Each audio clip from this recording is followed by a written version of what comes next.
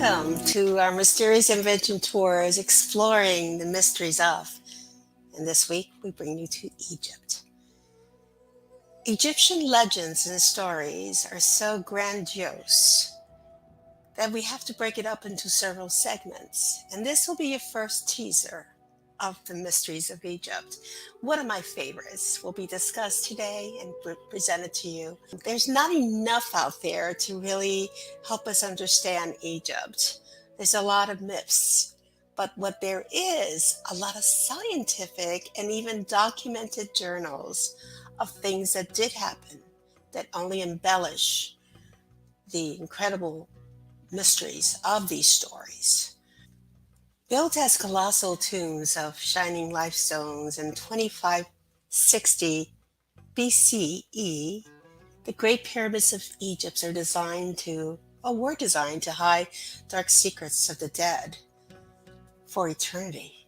So for thousands of years, all these megalithic monuments basically provided or were only substantiated with these fantastic myths and legends. For centuries, these mysterious stories and legends have surfaced that cannot be explained logically or scientifically, even though the results of these legends are in print, are in journals, are in basically theoretical books.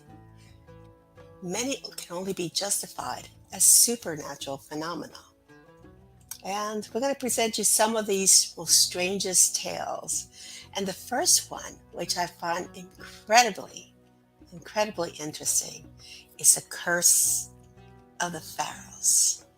Of particular interest because we will be experiencing the Great Pyramids of Giza when we go in February. Let me present to you the curse of the Pharaohs. William John Warner, also known as Count Louis Amon, was an eccentric Irish astrologer and occult figure of the early 20th century. Before he rose to fame, sometime in the 1890s, he toured across Egypt. During his travels, he met with a sheikh who was infirmed with malaria. As Warner had acquired some expertise in medicine, he was able to cure him. Whilst the sheikh recovered, he and Warner became close friends. It was upon learning of Warner's interest in the occult that the sheikh thought of the perfect reward to give him for having cured his malaria: a mummified hand. If ever there was such a thing as an ordinary mummified hand, this gift was by no means that. No, this hand had belonged to the daughter of a heretical pharaoh, presumably Akhenaten. She had fervently defied her father's religious views, and he, knowing his god's law must be upheld above all else, had his daughter raped and killed. As a further insult, the pharaoh had her hand cut off by priests and buried separately, for she had converted to the old religion, which held that the body must be intact so as to be able to enter paradise in the afterlife. The sheikh claimed that for over 1,000 years his tribe had held the hand in their possession, and so it was that the gift was given. For the next 30 years, it would remain in Warner's hands. It was in 1922 that Warner noticed something peculiar. The mummified hand was softening, with what seemed to be fresh blood running through new veins. Terrified, Warner decided to dispose of the sheikh's macabre gift. He determined that, on All Hallows' Eve, the night when the veil between the world of the living and the dead was at its thinnest, he would burn the pharaoh's daughter's hand. With the mummified hand engulfed in the heat of the fire, Warner read from the Egyptian Book of the Dead. It was then that a great wind rushed through the house and opened the door to his study. Emerging from the darkness was the ghostly figure of an Egyptian princess dressed in royal finery. She walked towards the fire and extended out her stump of an arm. She had no hand, just the pitiful remnants of a wrist. Taking these remnants, she cast them into the fire to burn alongside her hand. Then the spectre vanished, and so did the hand. According to some, Warner was subsequently hospitalized, overcome by the shock of encountering the ghostly princess. Just 4 days after these events, Lord Carnarvon and Howard Carter discovered the untouched tomb of Tutankhamun. It was the greatest archaeological discovery in Egyptological history. Upon hearing the news, presumably from his hospital bed, Warner wrote his friend Lord Carnarvon an urgent message. "I know now that the ancient Egyptians had knowledge and power of which today we have no comprehension. In the name of God, I beg you, take care." Only a few months after, Lord Carnarvon would be laid to rest after a mosquito bite took his life. And, if newspapers are to be believed, more than 20 others connected to King Tut would follow him to the grave. Stories like this one, which tell of cursed mummies, have abounded for centuries. Even before the discovery of Tutankhamun, one of the most famous of all the stories is that of a supposedly cursed Egyptian mummy that plagued the British Museum so much that they decided to sell it to a museum in New York. However, on its voyage across the sea, its fatal curse took 1,500 souls down into the icy depths of the ocean, for the ship it sailed aboard was the Titanic. However, this story is riddled with inconsistencies. Chief amongst them is that the Titanic's very thorough ship cargo register did not list any mummy on board. Such is the case with many tales of cursed mummies. The supposed deadly curse of Tutankhamun was said to have claimed more than 20 lives. However, the truth of this story is questionable.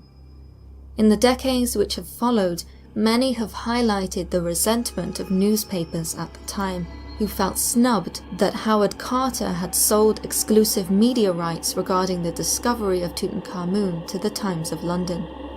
Vindictive, the media spun every tragedy which could, in whatever small way, be linked to the boy pharaoh and his so-called evil curse.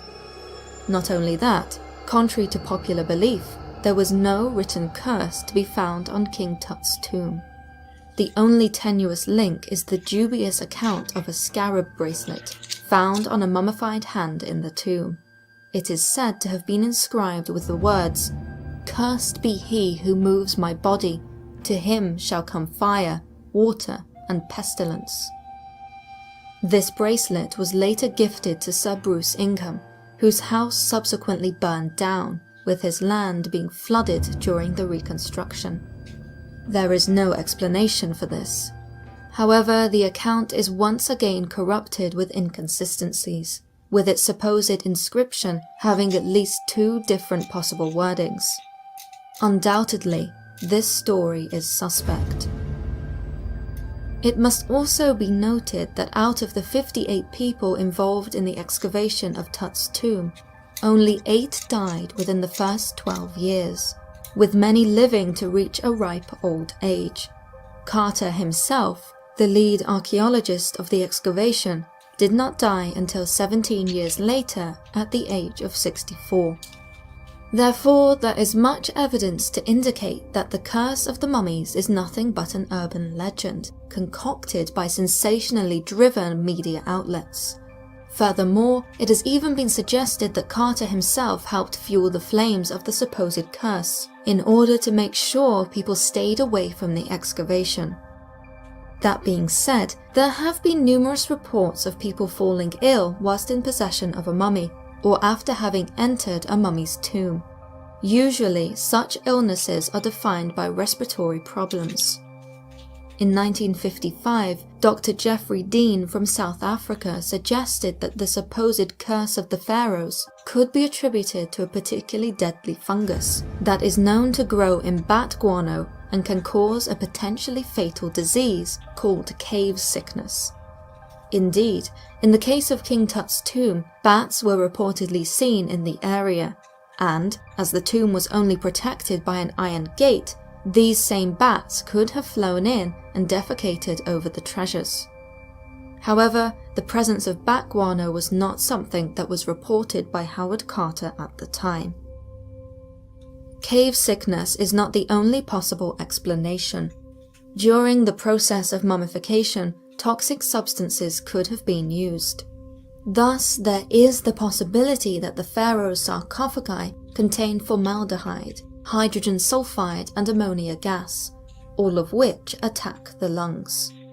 This is definitively known to have been the case when 12 scientists excavated the tomb of King Casimir IV in a cave in Poland in 1973. 10 of the 12 scientists subsequently died. When one of the survivors tested some of the samples from the cave, they found a deadly fungus. Whilst fungi and poisonous gases may account for some of the instances of supposed curses, there is much more to this phenomenon. Undeniably, there is something about pharaohs' tombs which captures one's imagination. These places of burial were regarded as sacrosanct. Indeed, it was extremely rare for a pharaoh's tomb to be violated during the reign of a successor. Regardless of potential political motivations, there was an unspoken agreement that every pharaoh recognized the need to respect their predecessor's grave in order that theirs would be honored with the same respect. After all, a tomb was not merely a place to store a corpse. Rather, it would serve as the eternal home for one's soul. It is no wonder then that so many pharaohs obsessed over what would be their more permanent home. Life, by comparison, being but a short chapter in eternity. Yet, life does go on. In the world which these glorious monarchs left behind, respect was costly. In fact, revolutions occurred often in part due to the high maintenance costs needed to preserve the graves and pyramids of so many pharaohs. One inexpensive way to deter people from grave robbing, and even more so, successors from pilfering valuable goods stored in graves, was through curses. As such, these ancient kings were obsessed with the power of the written word. The use of curses was all the more important during times of dynastic instability. One such era was during the Old Kingdom, when a common curse read as follows: "As for anyone who will do something evil against my grave, remove any stone or any brick from this my tomb, enter upon these images in my purity, he will be judged regarding it by the great God. I will wring his neck like a goose or a bird, and cause those who live up on earth to fear the spirits who are in the west. I will exterminate his survivors. I will not allow their forms to be occupied." Understandably, such curses have had a very strong psychological effect throughout the ages. Any archaeologist working in Egypt, no matter how skeptical, will no doubt feel the foreboding presence of an ancient being, admonishing them for tainting their holy edifices with their presence. Zahi Hawass, a respected senior Egyptologist and former Minister of Antiquities in Egypt, has reported such encounters with curses. During his work excavating mummies in the Bahariya oasis, he encountered a family of mummified ancient Egyptians. Under pressure to open up the tomb for public display, he opted to compromise and sent a few of the mummies to be exhibited at a nearby museum. Amongst them were 2 children and a woman. He has reported that, for many nights afterwards, he would see these 2 children wrapped in the fresh linen which he had given them, following him in his sleep everywhere he went. The woman even crept into his dreams, pleading with him to do something. These experiences culminated in something akin to a night terror attack, during which Hawass claims one of the little girls stretched her arms to wring his neck.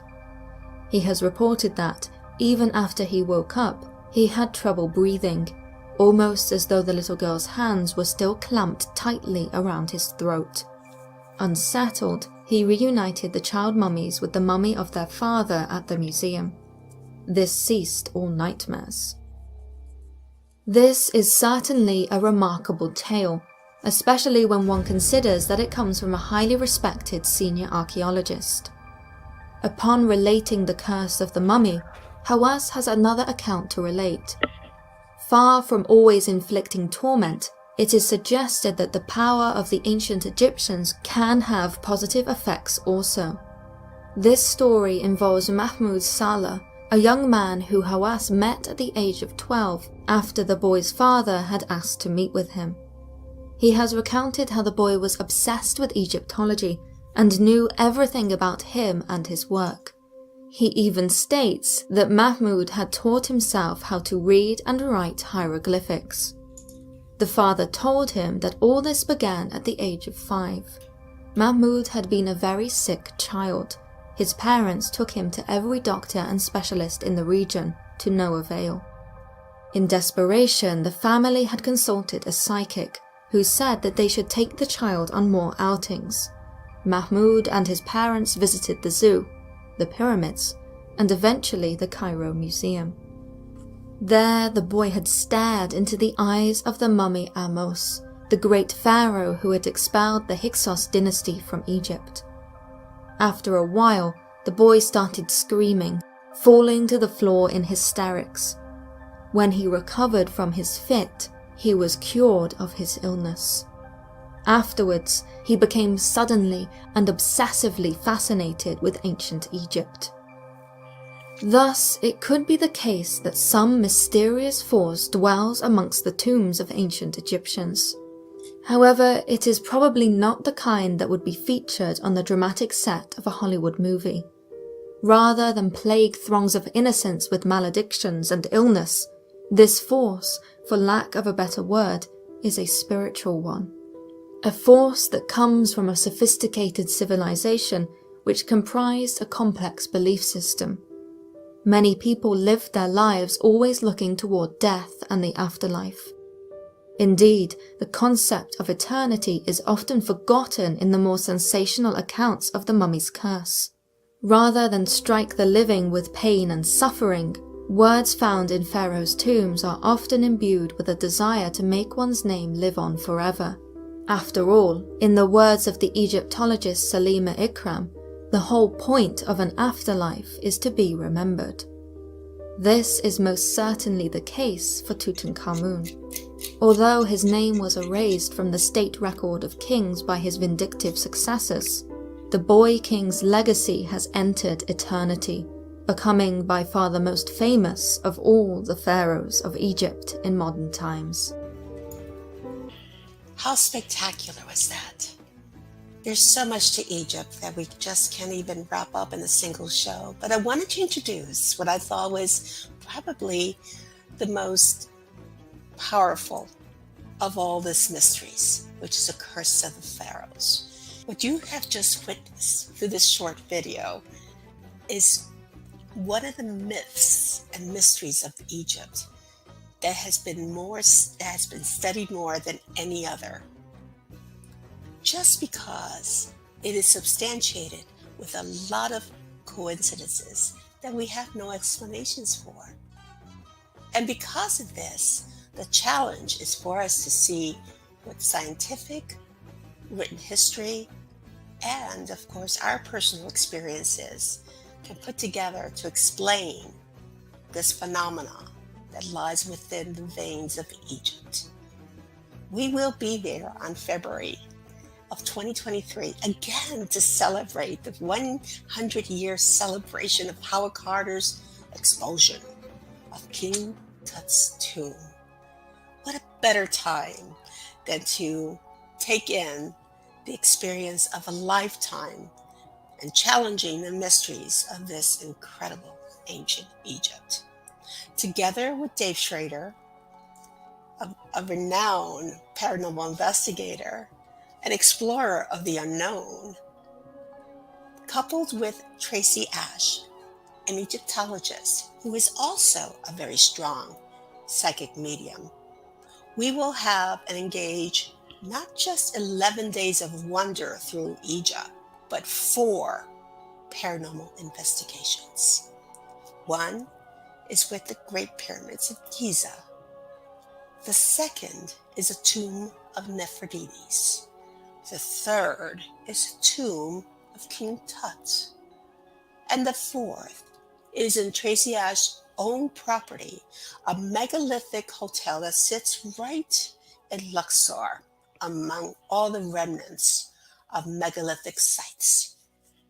Too much to absorb? I think so. I hope so. And I want you to be a part of it. So if you care to, go to our website, mysteriousadventuretours.com, and do a backslash on that, Our Tours. And you will be able to look through the itinerary, see if this is good for you, and just say, do I want to take this once in a lifetime adventure to Egypt?